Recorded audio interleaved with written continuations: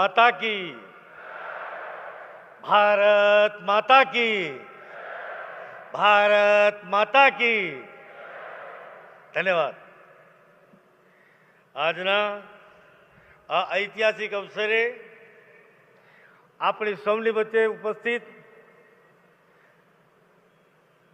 દેશના યશસ્વી લોકલાડીલા આદરણીય પ્રધાનમંત્રી શ્રી, આ વિસ્તારના સાંસદ બેન કલાબેન, સંઘ પ્રદેશના જિલ્લા પંચાયતના સૌ અધ્યક્ષ મહોદય, ચૂંટાયેલા સદસ્ય મિત્રો, નગરપાલિકાના અધ્યક્ષ મહોદય, ચૂંટાયેલા સદસ્ય મિત્રો, તમામ ગ્રામ પંચાયતના સરપંચ મિત્રો, સદસ્ય મિત્રો, સૌ આદરણીય વડીલો, માતા બહેનો, લાભાર્થી મિત્રો, ઉદ્યોગ ગૃહના આગેવાનો, મારા શ્રમિક ભાઈઓ બહેનો, જેના માટે મને સદાય વિશેષ પ્રેમ છે એવા વાલા યુવાનો, પત્રકાર મિત્રો,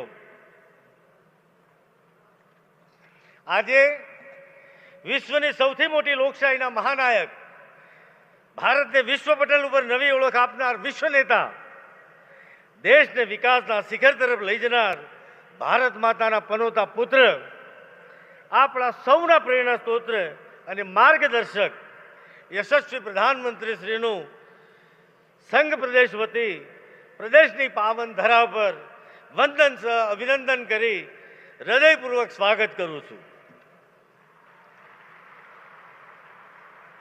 આજનો દિવસ સંઘ પ્રદેશ માટે એક ઐતિહાસિક અને અવિસ્મરણીય દિવસ રહેશે।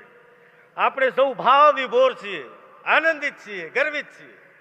આદરણીય પ્રધાનમંત્રી શ્રીનું સંઘ પ્રદેશમાં આગમન આપણા માટે એક ઉત્સવથી ઓછું નથી। જ્યારે પણ તેઓ આપણી વચ્ચે આવે છે ત્યારે મહેમાન નહીં, પરંતુ આપણા માર્ગદર્શક અને પરિવારના મુખિયા તરીકે આપણી સમક્ષ આવે છે। મિત્રો, આદરણીય પ્રધાનમંત્રી શ્રીએ એમના કાર્યકાળ દરમિયાન દેશ હિતને સર્વોચ્ચ પ્રાથમિકતા આપી વિકસિત ભારતના દ્રઢ સંકલ્પ સાથે વિકાસની યાત્રાનો પ્રારંભ કર્યો છે। મિત્રો, આદરણીય પ્રધાનમંત્રી શ્રી એમના કાર્યકાળ દરમિયાન એક દિવસની છુટ્ટી લીધી નથી, રજા લીધી નથી। 12 કલાક, 15 કલાક, 18 કલાક સુધી આ દેશવાસીઓ માટે પરિશ્રમની પરાકાષ્ઠા કરી। અહીંયા તો બધા પોર્ટુગીઝ પાસપોર્ટ વાળા પણ છે। તમને જેટલેટની અસર થાય છે, સાહેબે જેટલેટની પણ પરવા કરી નથી, એમને ક્યારેય એની અસર થઈ નથી। ગમે તેટલો વિદેશ પ્રવાસ કર્યો હોય, સવારે ફ્રેશ હોય। આ અથાગ પ્રયત્નના કારણે દેશને વૈશ્વિક સ્તર પર એની પોતાની ઓળખ બનાવી છે। એટલું જ નહીં, વિશ્વની ત્રીજી આર્થિક મહાસત્તા બનાવવાનો દ્રઢ સંકલ્પ કરી એના ભગીરથ પ્રયાસો પણ કર્યા છે। દેશવાસીઓના કલ્યાણ અર્થે અને અનેક યોજનાઓને સફળતાપૂર્વક લાગુ કરી એનો અમલ કરાવી દેશની દિશા અને દશા બદલી છે। આ બધી જ યોજનાઓની વાત કરીએ તો ટૂંકાણમાં બોલતા બોલતા શ્વાસ ચડી જાય એટલી યોજનાઓ છે। આ બધી જ યોજનાઓ અંતિમ પંક્તિમાં બેઠેલા મારા ગરીબ, પીડિત, શોષિત, વંચિત, આદિવાસી એમના માટેની યોજનાઓ છે। મિત્રો, આ યોજનાઓ એટલે કેટલી યોજનાઓનો પ્રારંભ કર્યો। પ્રધાનમંત્રી જન આરોગ્ય યોજના, જેને મોદી કેર કહીએ છીએ, પ્રધાનમંત્રી જીવન જ્યોતિ યોજના, પ્રધાનમંત્રી સુરક્ષા યોજના, અટલ પેન્શન યોજના, પ્રધાનમંત્રી આવાસ યોજના, ઉજ્જવલા યોજના, ઉજાલા યોજના, ઉડાન યોજના, ઓડીએફ, સ્વચ્છ ભારત અભિયાન, જલ જીવન મિશન, ડીબીટી, ધન ધન યોજના, મેક ઇન ઇન્ડિયા, દીનદયાલ અંત્યોદય યોજના, પ્રધાનમંત્રી કૌશલ વિકાસ યોજના, સુકન્યા સમૃદ્ધિ યોજના, ગરીબ કલ્યાણ રોજગાર યોજના, સ્વામિત્વ યોજના, ડિજિટલ યોજના, प्रधानमंत्री किसान सम्मान निधि योजना, प्रधानमंत्री फसल योजना, प्रधानमंत्री मुद्रा योजना, प्रधानमंत्री पोषण शक्ति निर्माण योजना अभियान, खेलो इंडिया, प्रधानमंत्री मातृत्व वंदना योजना, પ્રધાનમંત્રી વિશ્વકર્મા યોજના, મિત્રો શ્વાસ ચડી જાય એટલી યોજનાઓનો પ્રારંભ આદરણીય પ્રધાનમંત્રીશ્રીએ આ દેશના નાગરિકો માટે કરી છે, એના પીડિત શોષિત વંચિત લોકો માટે કરી છે અને મિત્રો પરિણામ મળ્યા. આના કારણે આ યોજનાઓના લાભાર્થીઓ આ દેશના યુવાનો, જવાનો, કિસાનો, મહિલાઓ, શ્રમિકો, દલિત, પીડિત, શોષિત, વંચિત આપણને સૌને આ યોજનાઓના લાભ મળ્યા અને એના કારણે 25 કરોડ કરતાં વધુ ગરીબીથી ઉપર લોકો આવ્યા. આ એનું ઉત્તમ ઉદાહરણ છે. આપ સાક્ષાત આપણને એનું પરિણામ છે.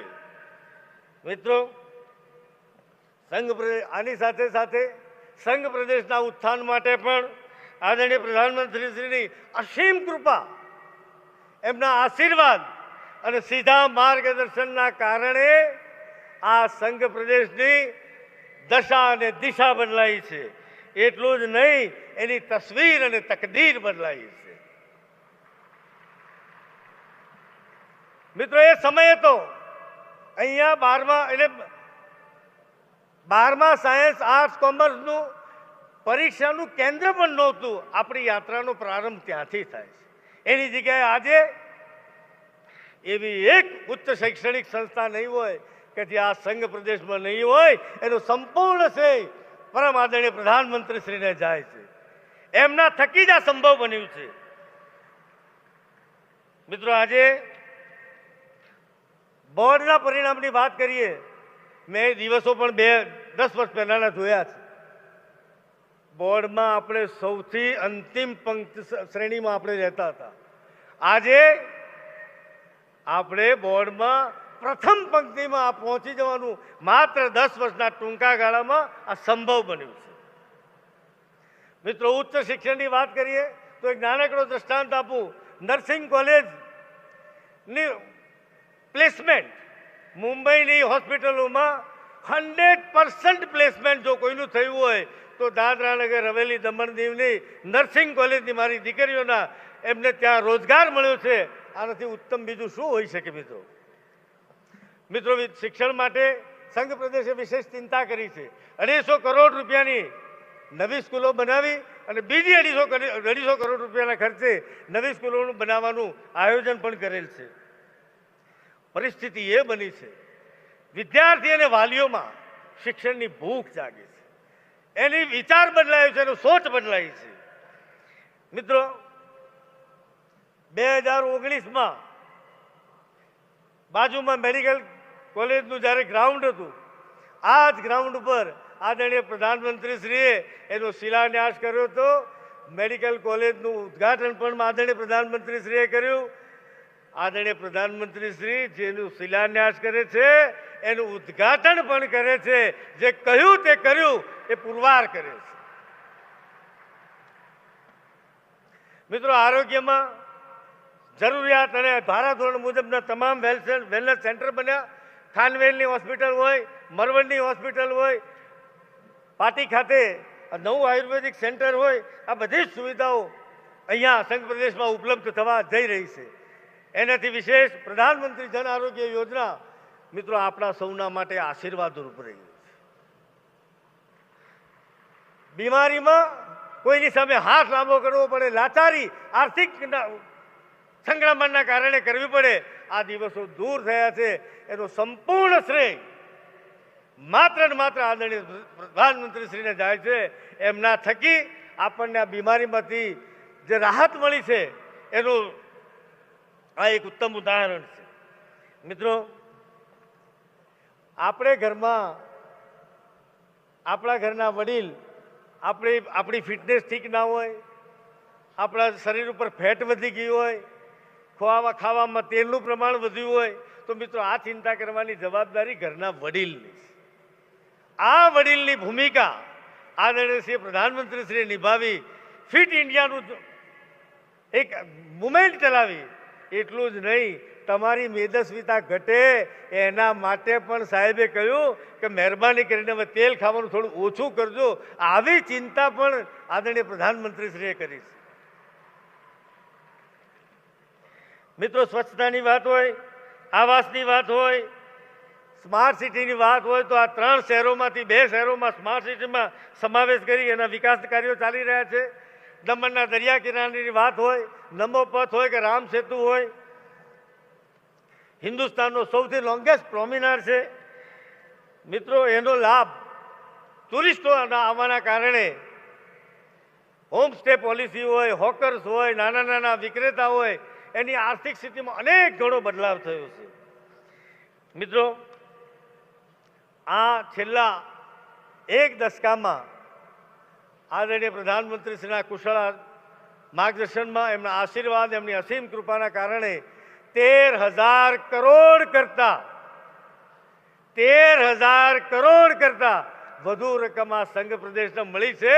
સાહેબનો જેટલો હૃદયથી આભાર માનીએ એટલો ઓછો છે. આ સંઘ પ્રદેશ સદૈવ આદરણીય પ્રધાનમંત્રીશ્રીનો ઋણી રહેશે.